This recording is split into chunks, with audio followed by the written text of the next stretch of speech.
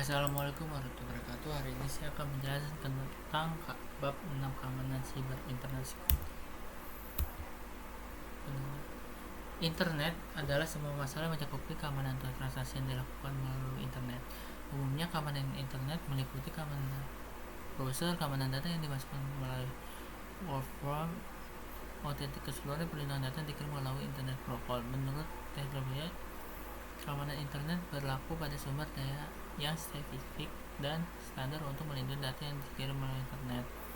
Nah, yang memblokir lalu lintas yang tidak diinginkan, dan anti-malware, anti-spy, dan program antivirus yang bekerja dari jaringan tertentu atau melakukan untuk memonitor lalu lintas internet untuk melampaui berbahaya.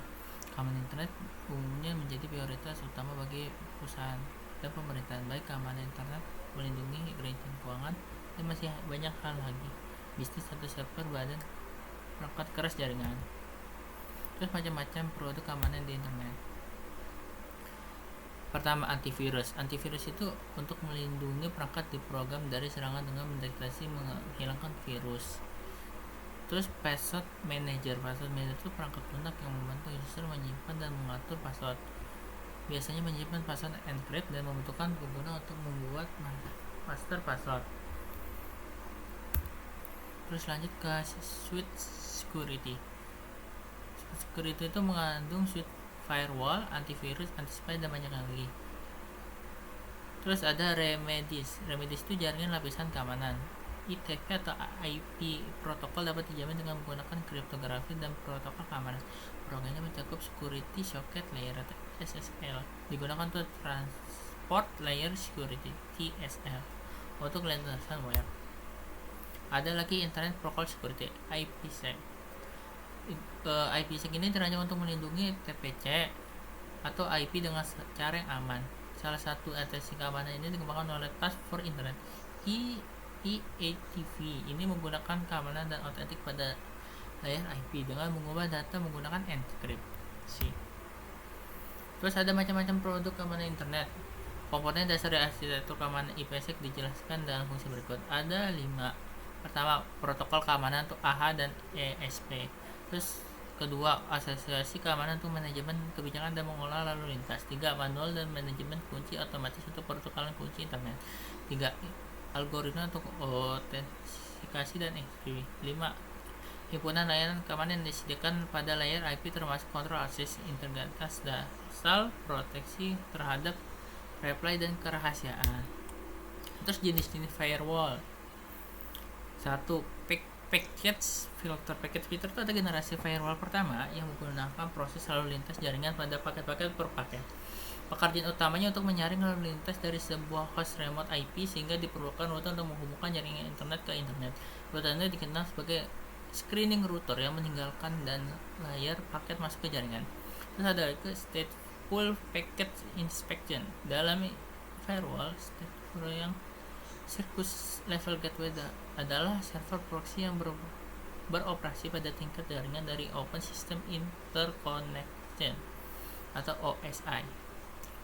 Model dan statis mendefinisikan pada lalu lintas akan diizinkan. Proxy Circus akan meneruskan paket jaringan dari unit di format menjadi data yang berisi port-port yang diberikan jika port diinginkan oleh algoritma. Keuntungan utama dari server proxy adalah kemampuan untuk menyediakan network address translation net yang dapat menyembunyikan alamat IP dari internet, efektif melindungi semua informasi internet dari internet. Terus ada application level gateway, adalah firewall generasi ketiga, di mana proxy beroperasi di bagian paling atas dari model OSI, suite IP. Tingkatan aplikasi sebuah paket jaringan diteruskan hanya dikoneksi didirikan menggunakan protokol yang dikenal application level gateway yang terkenal untuk menganalisis seluruh pesan dari paket individual dari data-data yang sedang dikirim atau diterima. Terus lanjut ke beberapa fitur keamanan browser. Tips sederhana yang dapat Anda gunakan untuk tetap aman saat Anda di online. Pertama, memeriksa alamat situs web. Banyak situs web berbahaya sehingga menggunakan alamat IP palsu untuk menipu penggunaan. Misalnya www.filegrow.com tampaknya mirip seperti www.filegrow.com. tapi tanpa huruf S di tengahnya. Mengecek ulang nama domain adalah cara terbaik untuk memastikan bahwa situs web yang Anda tuju adalah situs yang resmi terpercaya, bukan situs web yang tampak situsnya sebenarnya. Bahkan beberapa browser web menggunakan nama domain lebih mudah. Pada contoh di bawah ini. Nah, ini contohnya, bro. Jadi www.wellsfargo.com. Nah, 2. Periksalah simbol keamanan. Beberapa situs web menampilkan simbol tembok di kotak isian alamat situs web. Simbol gembok ini sering tampak ada beberapa jenis web seperti toko online, perbankan. Arti situs ini menggunakan koneksi HTTPS yang aman untuk memastikan informasi pribadi Anda. Terus simbol HTTPS ini adalah tidak akan melihat simbol ini pada semua web. Hal demikian tidaklah masa karena tidak semua web memerlukan tambahan lapisan keamanan. Namun Anda harus tetap berhati-hati dan menghindari memasukkan informasi penting seperti berikut. 3. Perbarui browser web Anda secara berkala. Virus atau malware itu selalu diperpanjang sepanjang waktu. Jadi Anda itu perlu memperbarui browser Anda secara berkala. Browser Anda biasanya memberitahu Anda telah memperbarui, tapi Anda juga tetap harus memperbarui secara manual. Terus menghindari spam dan phishing.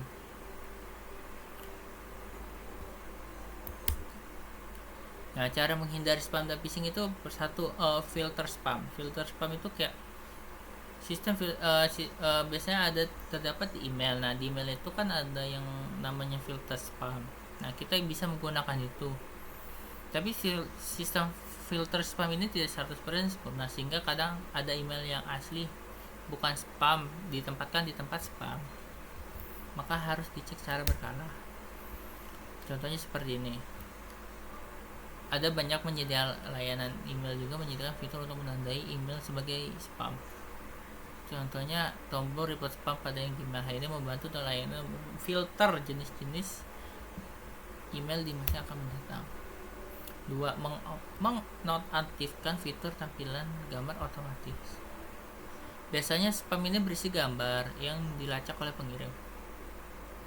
Saat Anda membuka email bekas gambar tersebut, otomatis pelaku akan mengetahui bahwa email Anda aktif dan pengguna akan mengirim lebih banyak spam dan Anda menghindar. Dan dengan motif fitur gambar otomatis dalam email itu akan menghindari yang namanya pelacakan.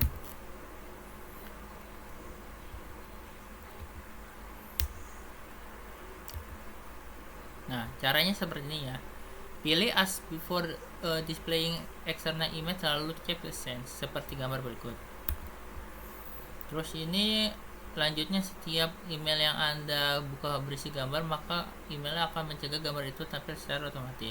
Jadi diblokir gitu. Tapi Anda bisa tetap melihat di pencet yang biru-biru itu.